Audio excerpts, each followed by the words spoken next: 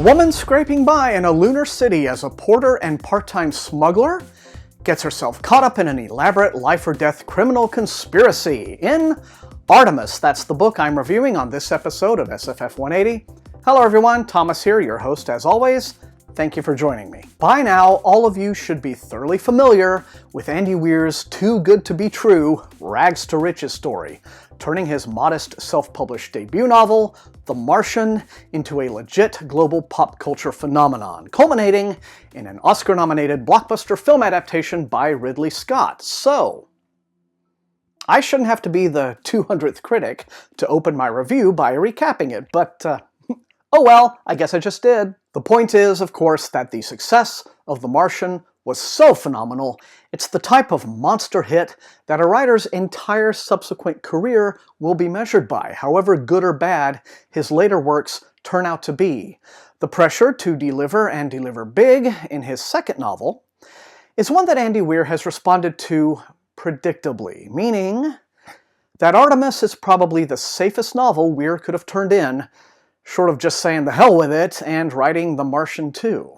Like The Martian, it features a smart-ass protagonist facing peril on another world, this time the moon, that will require attitude, cleverness, and scientific savvy to resolve. The Martian connected with the mass audience due to its simple, high-concept premise.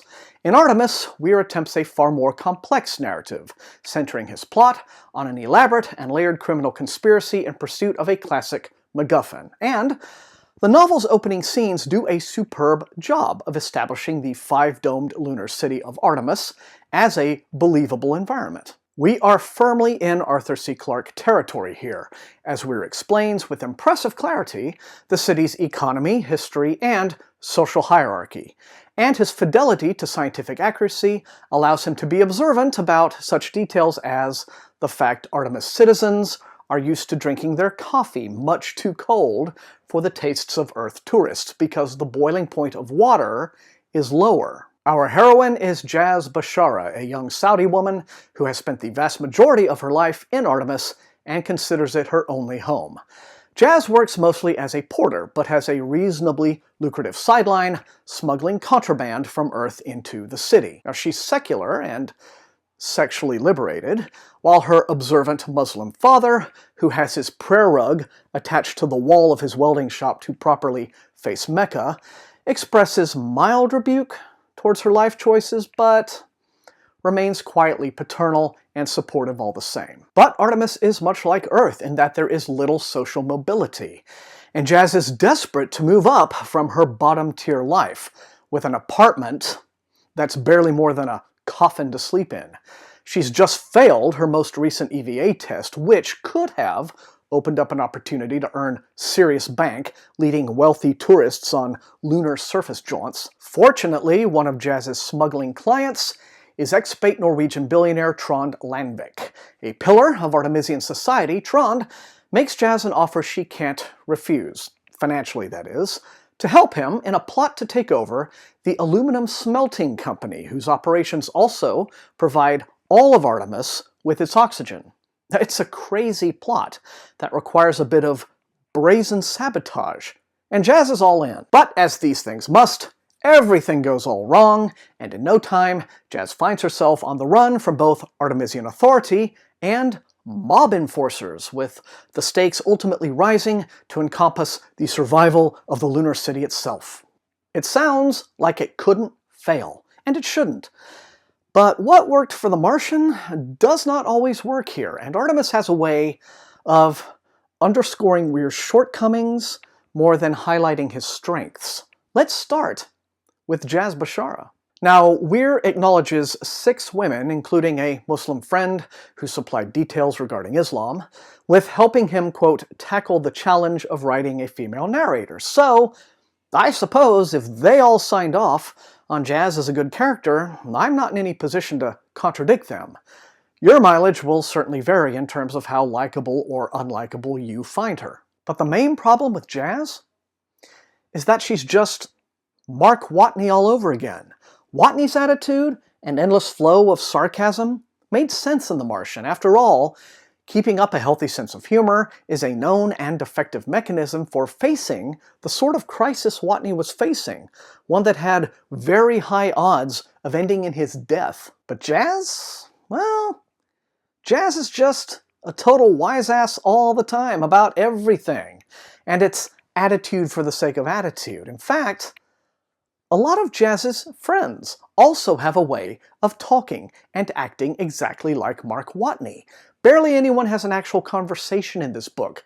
They just engage in competitive snarking. And to be perfectly honest, making the heroine a woman of color feels very much the way it felt in Veronica Roth's Carve the Mark, as an attempt to circle a box on the diversity bingo card. Mostly, Weir makes sure to give Jazz plenty of F-bomb-laden dialogue, marking her out as just one of the boys.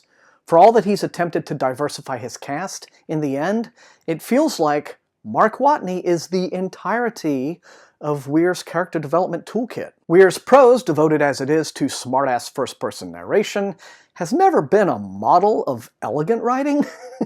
But dear Lord, I do hope next time his editors take a more hands-on approach. Some sentences are just cringy. And Weir's fixation on crunching the numbers and getting all the science absolutely right, while admirable from a hard SF standpoint, actually dampens the tension in Artemis, whereas in The Martian, it enhanced the tension.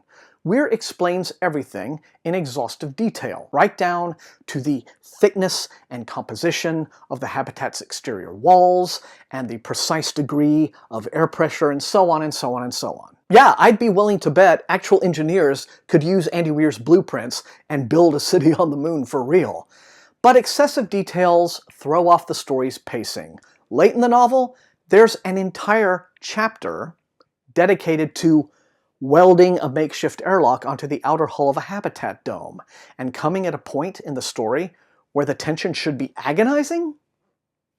It's just boring. But to be fair, other bits do work, such as the extended scene, mid-novel, where Jazz attempts her first EVA act of sabotage, requiring her to avoid security detection while exiting Artemis, and then avoid horrible death while getting back into the city, also undetected. Weir is firing on all cylinders here. But too often we're dealing with Jazz being either amazingly brilliant or just as amazingly stupid as the plot requires her to be at a given moment. And this leads to, shall we say, erratic success in maintaining consistent dramatic tension. So, Artemis is a mixed bag. Not quite a sophomore slump, but not a book that especially distinguishes itself either. It proves that Andy Weir is, so far, very good at working within a limited storytelling range, with his greater potential still a bit stymied by an unwillingness to venture too far from his commercially proven comfort zone. He could yet take everything to the next level in whatever he chooses to write next.